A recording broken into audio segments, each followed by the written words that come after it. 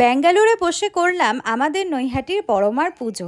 আজকে তো কালী পুজো, আর আমার কাছে এই সুন্দর ফটো ফ্রেমটা ছিল বড়মার, যেটা আমার শাশুড়ি মা আমাকে এনে দিয়েছিল।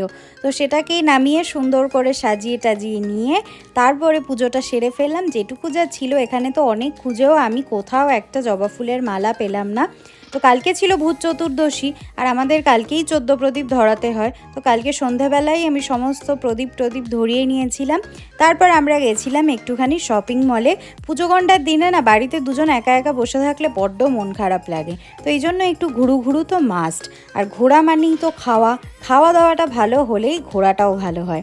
তো বর আজকে এথনিক পড়েছে, কেন ওর অফিসে আজকে এথনিক ডে ছিল, তো সেই জন্যেই। তো আমরা অর্ডার করেছিলাম একটা সিজলার, আর আমার কিন্তু সিজলার অল টাইম ফেভারিট। যতই খেয়ে আমার জিভ পুড়ে যাক না কেন, সিজলার আমার চাই। তো তারপর আমরা একটু বেঙ্গলি কমিউনিটির ঠাকুর দেখতে গেছিলাম। তো দেখা হচ্ছে সবার সাথে নেক্সট ব্লগে। সবাই ভালো থেকো।